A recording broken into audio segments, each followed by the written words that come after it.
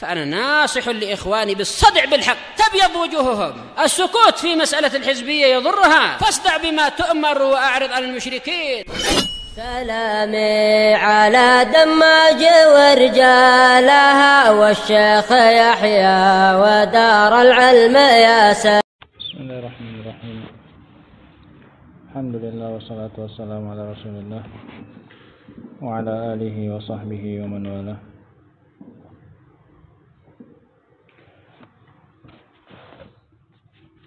Terakhir kita membahas tentang tauhid rububiyah.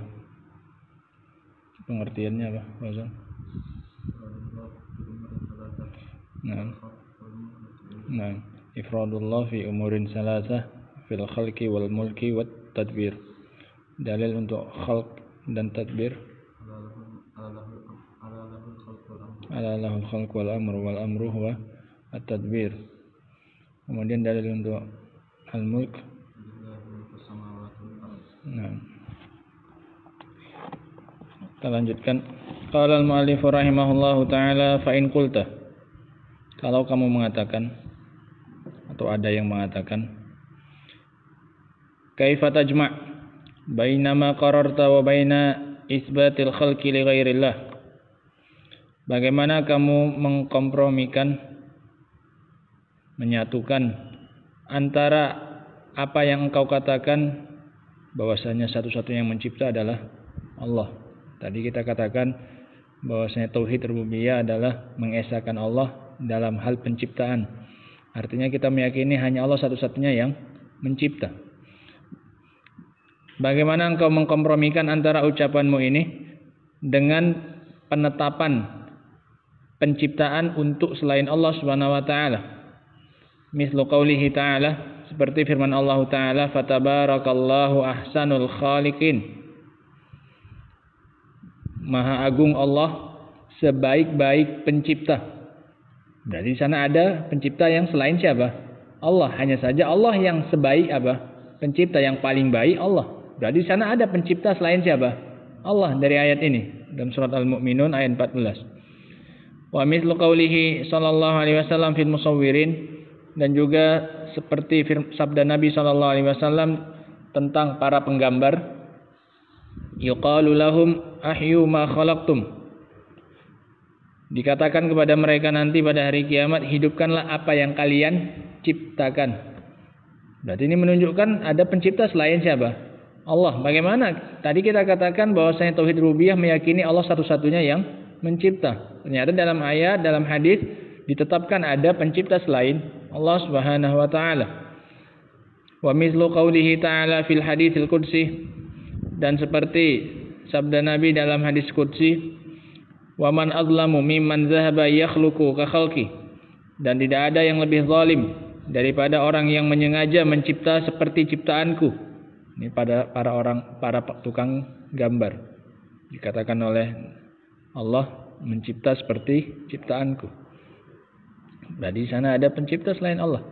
Fa kaifa tajma' baina qaulika innallaha munfaridun bil khalq wa baina hadhihi nusus. Bagaimana engkau mengkompromikan antara ucapanmu bahwasanya Allah satu-satunya yang mencipta dengan dalil-dalil ini? Fal jawabu an yuqal, maka jawabannya dengan mengatakan innal khalqa huwal ijad. Makna khalq aslinya itu adalah ijad, mengadakan, membuat sesuatu dari yang belum ada. Itu artinya khalq, penciptaan. Wa hadza khasun billahi ta'ala. Yang seperti ini khusus hanya untuk siapa? Allah Subhanahu wa taala yang menciptakan dari yang tidak ada menjadi ada. Ini murni haknya siapa? Allah, dan hanya yang mampu melakukannya Allah Subhanahu wa taala. Amma tahwilu syai' min suratin ila ukhra, adapun merubah sesuatu dari satu bentuk ke bentuk yang lain, fa innahu laisa bi khalqin haqiqatan, maka ini pada hakikatnya bukan apa? Bukan penciptaan. Kayu dirubah jadi meja, dirubah jadi pintu. Ini hanya merubah sesuatu dari yang sudah ada menjadi yang ada. Membuat sesuatu yang ada dari sesuatu yang sudah ada. Ini bukan khalq secara hakiki. Wa in summiya khalqan bi'tibari takwin, meskipun dinamakan khalq dari sisi takwin, perangkaiannya. menyusunnya. Kan disusun, ada kakinya, ada alasnya, ada segala macamnya. Lakinnahu fil waqi' laysa bi khalqin tam, akan tetapi itu bukanlah penciptaan yang sempurna. Famathalan hadzal najjar sana'a minal khashab baban. Contohnya tukang kayu ini membuat dari kayu pintu, membuat kayu dari pintu dari yang sudah ada. Fayuqal khalaqa baban, maka kita katakan dia menciptakan apa? Pintu. Apa arti menciptakan di sini? Membuat dari yang sudah ada. Lakin madatu hadhihi sina'ah alladhi khalaqaha Allah, alladhi khalaqaha huwa Allah azza wa jalla. Tapi bahan dasar dari pekerjaannya itu yang menciptakannya Allah. Yang menciptakan kayunya siapa? Allah Subhanahu wa taala. La yastati'un an-nasu kulluhum mahma balagu fil qudrah an yakhluqu 'udan arakin abada, 'uda arakin abadan. Tidak ada manusia pun yang mampu semuanya, bagaimanapun tingkat kemampuan mereka, untuk menciptakan kayu arak selama-lamanya. Kayu arak itu yang biasa dijadikan untuk siwak. Akarnya dia tebal kayak kayu. Itu yang dijadikan untuk apa? Siwak. Itu saja pun tidak ada manusia yang mampu untuk menciptakannya dari yang belum ada. Minimalnya harus ada apanya? Benihnya, bibitnya, baru jadi pohonnya. Nah, adapun tanpa itu sama sekali, dari belum ada menjadi ada, itu yang bisa melakukannya hanya siapa? Allah Subhanahu wa taala. Wala an yakhluqu dzarrah, tidak pula mereka mampu menciptakan semut yang kecil. Wala an yakhluqu dzubaban, tidak pula menciptakan lalat. Wastami' ila qaulillahi azza wa jal. Dengarkanlah firman Allah berikut ini dalam surat Al-Hajj ayat 73. Ya ayyuhan nasu duriba masalun fastami'u lah. Wahai manusia, dibuatkan untuk kalian permisalan, dengarkanlah. Innal ladzina tad'una min dunillah lan yakhluqu dzubaban walau ijtama'u lah. Sesungguhnya yang kalian doai, yang kalian ibadahi selain Allah, tidak mampu menciptakan lalat. Ini sudah nas dari Allah Subhanahu wa taala bahwasanya semua yang selain Allah itu tidak ada yang menciptakan, bahkan hanya lalat sekalipun, meskipun mereka berkumpul bersatu.